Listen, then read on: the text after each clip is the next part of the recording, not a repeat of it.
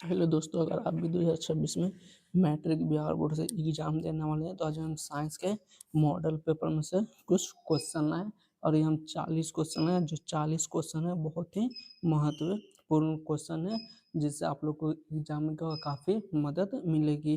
तो इसीलिए आप लोग वीडियो के अंत तक क्या के बने हुए रहिएगा। तो चलिए इसी के साथ हम लोग स्टार्ट करते हैं। पहला नंबर क्वेश्चन है, समतल दर्पण की फोकस दूरी होती है ए शून्य, बी ऋणात्मक, सी अनंत, डी धनात्मक। जो समतल दर्पण होता है, समतल दर्पण की फोकस दूरी क्या होती है? अनंत होती है। ऑप्शन नंबर क्या हो जाएगा हमारा? सी सही हो जाएगा, अनंत पे होती है। क्वेश्चन नंबर 2, वास्तविक प्रतिबिंब दर्पण के किस ओर बनते हैं? जो वास्तविक दर्पण है उसको दर्पण के किस ओर बढ़ते हैं? दर्पण के पीछे, दर्पण के आगे, ए और बी दोनों, इनमें से कौन है? जो वास्तविक प्रतिबिंब है वो हमारे क्या बनते हैं? दर्पण के आगे बनते हैं। ऑप्शन नंबर 20 का क्या हो जाएगा? सही। क्वेश्चन नंबर 3, यदि आपतन कोण 30 डिग्री हो तो परिवर्तित किरण और आपतित किरण के बीच का कोण कितना होगा? तो जो हम जानते हैं आपतन कोण परिवर्तित कोण, तो मान लीजिए कि इस तरह से हम क्या बनाए, दर्पण बनाए, फिर यहाँ से हमारा आपतित कोण हो गया, आपतित आपतित कोण, यहाँ से क्या हमारा क्या हो गया? परिवर्तित कोण। और यहाँ से जो बीच में से खींचते हैं इसको हम लोग क्या बोलते हैं? अभिलंब बोलते हैं, अभिलंब बोलते हैं। तो जो हमारा आपतन कोण मतलब ये वाला कोण कितना डिग्री दिया हुआ? 30 डिग्री दिया हुआ। और पूछा कि ये और ये आपतन कोण और परिवर्तन कोण क्या होते हैं? दोनों बराबर होते हैं। तो यहाँ से लेकर यहाँ तक के कोण को क्या करा हमारा? माप पूछ रहा। जब आपतन कोण और परिवर्तन कोण बराबर होते हैं तो मान लीजिए आपतन कोण 30 है तो परिवर्तन कोण भी कितना हो जाएगा? 30 डिग्री। तो इसलिए यहाँ से यहाँ जो पूरा कोण होगा वो कितना हो जाएगा? 30 प्लस 30 कितना हो जाएगा? 60 हो जाएगा। तो जो हमारा आपतन व परिवर्तित कोण के बीच का कोण कितना हो जाएगा? 60 डिग्री का हो जाएगा। ऑप्शन नंबर डी इसका क्या हो जाएगा? सही हो जाएगा, 60 डिग्री। क्वेश्चन नंबर 4, गोलीय दर्पण में कांतीय चिन्ह परिपाटी के अनुसार मूल बिंदु लिया जाता है। फोकस पर, बी वक्रता केंद्र पर, सी ध्रुव पर, या डी इनमें से कौन है? तो जो गोलीय दर्पण है तो उसका जो चिन्ह परिपाटी जो मूल बिंदु होता है वो कहाँ पर आता है? ध्रुव पर क्या होता है। तो जो हमारा ऑप्शन नंबर सी इसका क्या हो जाएगा? सही हो जाएगा। क्वेश्चन नंबर 5, जब प्रकाश सघन से विरल माध्यम में जाता है तो उसकी गति बढ़ती है, घटती है या समान रहती है? डी इनमें से कौन है? जब प्रकाश सघन से विरल माध्यम में जाता है तो उसका जो गति है क्या होती है? बढ़ती है। Option number A, option number A इसका क्या हो जाएगा? सही हो जाएगा। क्वेश्चन नंबर 6, अपवर्तन के कारण कौन सी राशि बदलती है? ए आवृत्ति, बी तरंग दैर्घ्य, सी रंग, डी ए और बी दोनों। तो जो आप अपवर्तन के कारण जो हमारा कौन सी राशि बदलती है? तो जो हमारा तरंग दैर्घ्य वो क्या कर जाता है? बदल जाता है। ऑप्शन नंबर सी क्या हो जाएगा? सही हो जाएगा। क्वेश्चन नंबर 7, जो तैलीय कागज होता है पारदर्शक, बी अपारदर्शक, सी परिभाषक, डी इनमें से कौन है? तो जो हमारा तैलीय कागज होता है क्या होता है? पारभाषक होता है। ऑप्शन नंबर सी हो जाएगा, परी नहीं पारभाषक होगा। ऑप्शन नंबर सी सही हो जाएगा। क्वेश्चन नंबर 8, प्रकाश की चाल न्यूनतम होती है जल में, बी निर्वात में, सी कांच में, डी वायु में। तो जो हमारा कांच में जो प्रकाश की जल सबसे न्यूनतम किसी में होती है? कांच में होती है। Option number C. Question number 9, निम्नलिखित में से किस भाग पर मानव नेत्र में किसी वस्तु का प्रतिबिंब बनता? तो जो हमारा मानव नेत्र में किस भाग पर प्रतिबिंब बनता? तो हमारा बनता दृष्टि पटल या रेटिना। तो रेटिना रहेगा तो उसी को हिंदी में क्या बोला जाता है? दृष्टि पटल क्या कहता है? कहा जाता है। Option number D. Question number 10, नेत्र का पारदर्शी अग्रभाग कहलाता है। जो पारदर्शी भाग वो हमारा क्या कहलाता है? कब? ए आइरिस, बी कॉर्निया, सी लेंस, डी रेटिना। तो इसका जो पारदर्शी भाग क्या हो कौन सा होता? कॉर्निया होता है। ऑप्शन नंबर बी इसका क्या हो जाएगा? सही हो जाएगा। क्वेश्चन नंबर 11, बाइफोकल लेंस द्वारा कौन सा दोष सुधारा जाता है? ए निकट दृष्टि दोष, बी दूर दृष्टि दोष, सी जरा दृष्टि दोष, इनमें से कौन है? तो जो बाइफोकल लेंस द्वारा होता है हमारा जरा दृष्टि दोष क्या किया जाता है? ठीक किया जाता है। ऑप्शन नंबर सी इसका क्या हो जाएगा? सही हो जाएगा। और जो जरा दृष्टि दोष होता है ये बुढ़ापे में क्या होता। अब पूछेगा कि निकट दृष्टि दोष किस लेंस के द्वारा ठीक किया जाता है?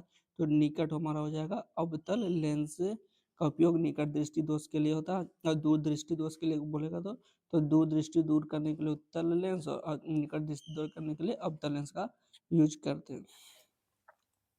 क्वेश्चन नंबर 12, ब्लाइंड स्पॉट में नहीं होता है, न किसमें ब्लाइंड स्पॉट नहीं होता है। ए कॉर्निया में भी रॉड्स एवं और कौन सी पुतली डी लेंस, जो हमारा ब्लाइंड स्पॉट किसी में नहीं, तो जो रॉड और कौन होता है उसमें क्या होता है, नहीं होता। ऑप्शन नंबर सी बी इसका क्या हो जाएगा, सही हो जाएगा।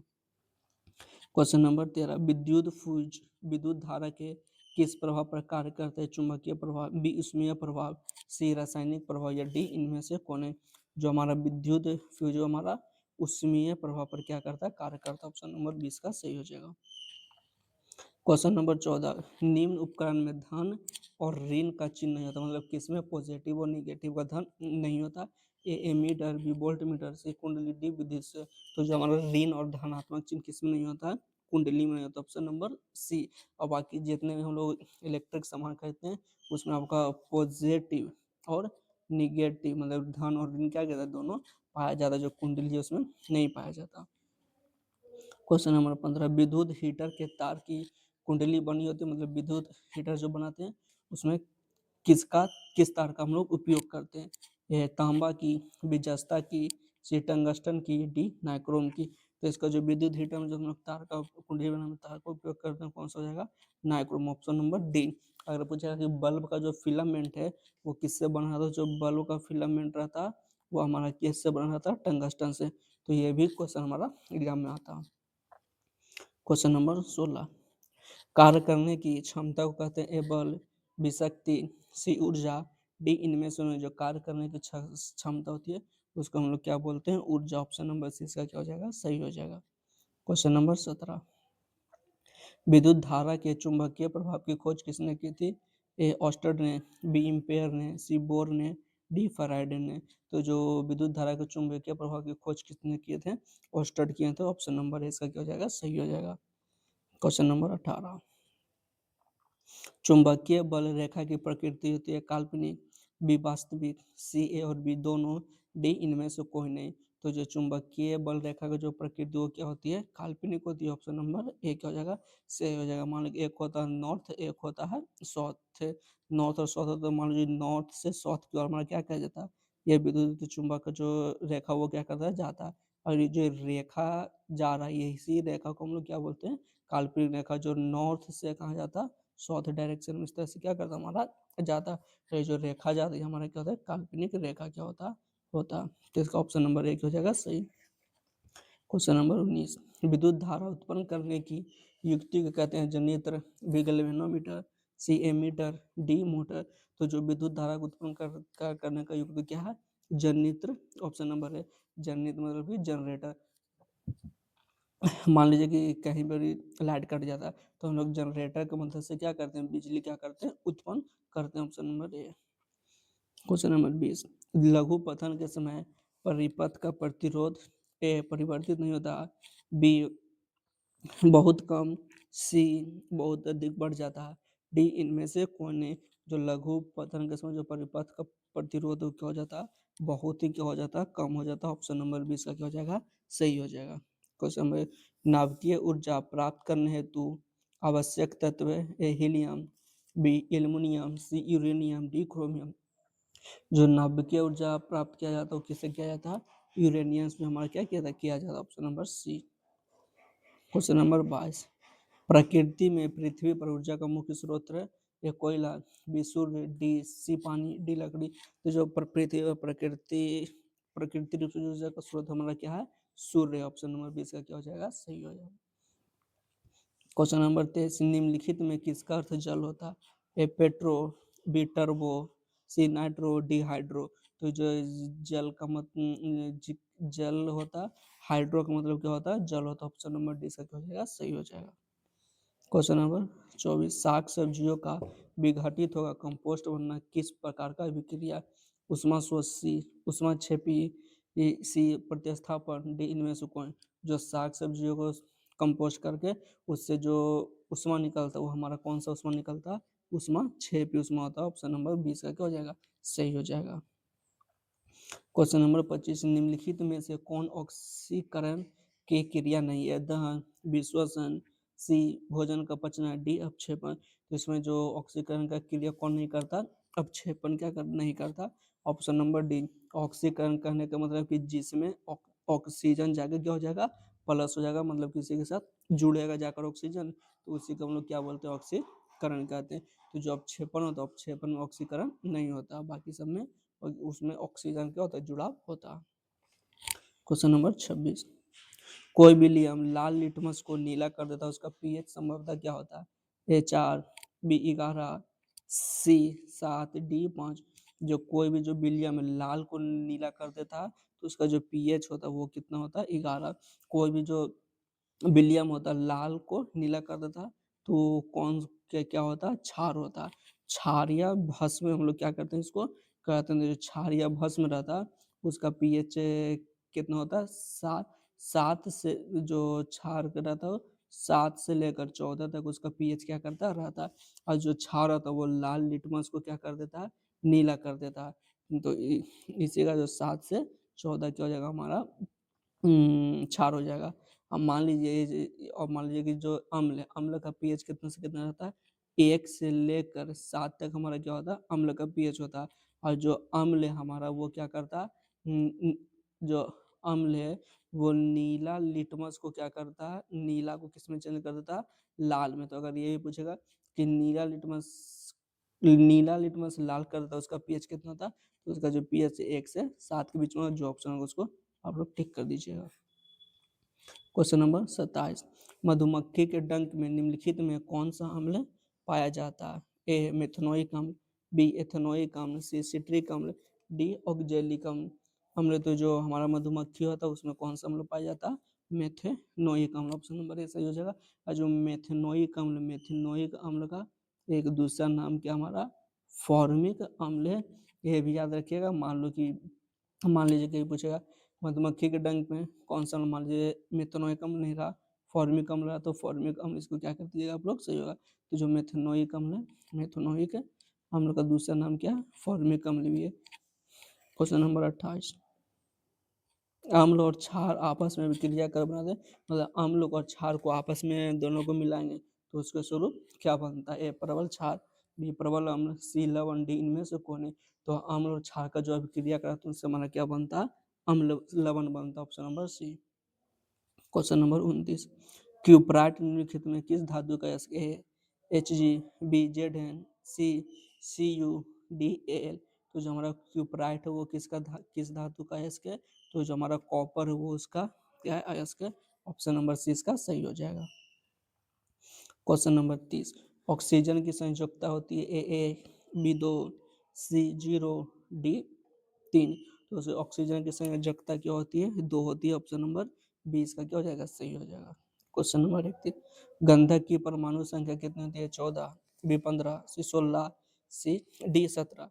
तो जो गंधक है, गंधक की परमाणु संख्या कितनी होती है, 16 होती है, ऑप्शन नंबर सी। गंधक कहने का मतलब है सल्फर, मतलब सल्फर को गंधक भी कहते हैं। तो जो सल्फर है उसका पीएच, उसका जो परमाणु संख्या कितनी होती है, 17 होती है।